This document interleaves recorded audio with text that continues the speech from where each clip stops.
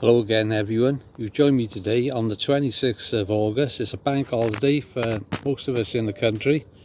Today I'm on the River Wye in Hereford. This is the Eign stretch, and the part I'm looking at now at the moment, I've never fished before. Now, as I've told you before, I mean, they've got miles of water, Hereford Angling Club, they really have. I mean, and to find where even 10% of the swims are, you'll be lucky in a lifetime, because there's so much water here.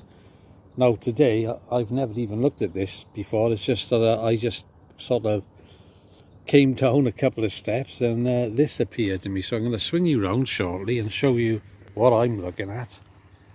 And to be honest with you, it looks absolutely fantastic. So just take a look at that, guys. Got a bridge down below me.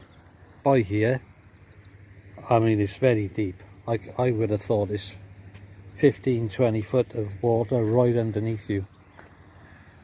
There's fish moving on the other side, and I know it does shallow up over there, but I mean, there's so much water you can cover here.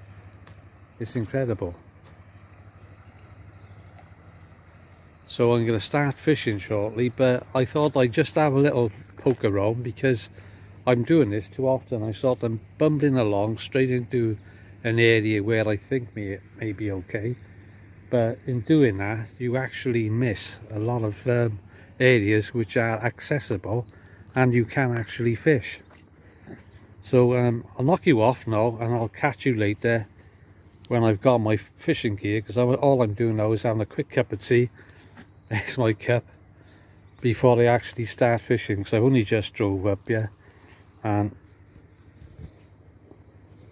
the time is 7:30, so I've got plenty of time. So I'll knock you off, guys, and then I'll start getting my gear down here. Right guys, so here's the swim. I've got my rod in at the moment, but I don't know whether you can see down in the water. It does look as if it's about 6 or 7 foot deep. There's a lot of boulders in there, but that's where the old barbel lives. It lives in amongst all the boulders, so that's not going to be anything new to the barbel. Again, I think I've caught a boulder once already, because I had to yank quite a bit just now to get the pole in. There has been a few ducks who have come along from underneath this tree. There's one from the opposite side of the river, and there's two more further up there. They can be a nuisance down here, but one thing about this swim, they will have a heck of a job trying to get at any loose offerings, because of the nature of the depth of it. So just about to go back in again, and like we were saying earlier on, it's all going to be handheld today, because there's no way you get down here with a wheelbarrow. You'd have a struggle. So anyway, I'll knock you off a sec. So guys, the first fish was a little chub. I was caught on 3-line luncheon meat just after I got snagged up in the big rock I was saying about earlier on. There you go, this is a fish. So I'll knock you off again and then get this fish back in. So guys, second fish. As you can see, it's quite a bit better than the first one I caught. Stunning looking fish as well. Took the old luncheon meat right down there. It's garlic luncheon meat, by the way. Took that down there. A lovely little bite of that fish as well. And I was on 3-line luncheon meat again. So I'll knock it off and see if I can catch a couple more. So guys, this is the third chub caught on 3-line luncheon meat. As you can see, it's, you know, a pretty decent fish. It's probably just over a pound, that fish. And the bites you're getting off these fish are tremendous. So put him back in now. Watch me doing that.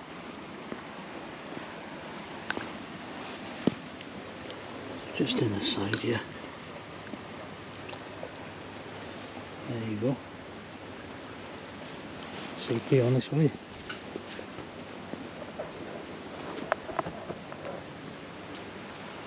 So this swim but I thought it was quite dead to start off with. It's starting to prove quite productive. There's obviously quite a future in this one.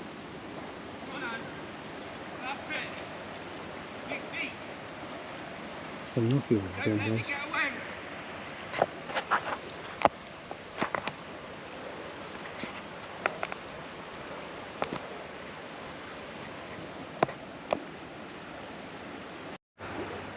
So guys, this fish, which is the biggest one so far, probably a fish of about 1.5 pounds, and he's going straight back in shortly. He actually took me into some vegetation on the side, so before I talk you through that, I'll put this fish back in.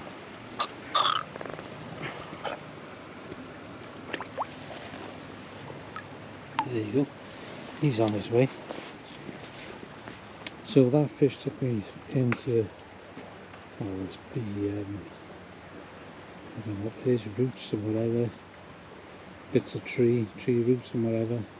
It took me into the tree roots, so I gave it a bit of slack line, and then it came out then, so that was a better fish altogether. So I'm going to carry on, guys.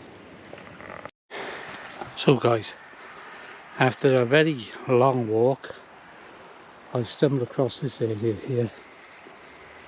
Now, whether this is where the barbel hold out, I don't know. I'm going to give it a go.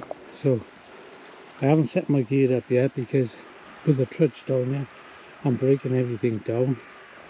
I've lost quite a bit of time. It's 20 past 11 now, so I'll knock you off, guys. So guys, the first fish in this swim, which you didn't see, because I had it in my hands, I unhooked it safely, so I'm going to count it as a fish. So that'll be chub number 5. And I've caught that on a simple black cap method feeder, and all I've done is put a couple of stops either side of it, cast out. I mean, it was a good bite as well, and I was on the luncheon meat. So if there's any more action, I'll get back to you. So there's the end of the rod, guys, and the bites have been quite vigorous.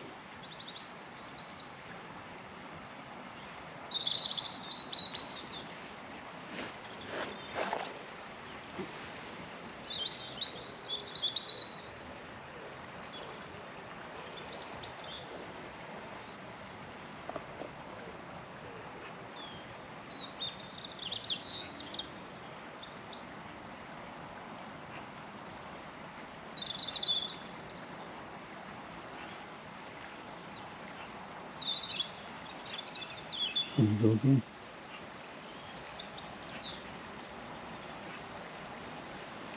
It's just like a pluck and then it lets it go.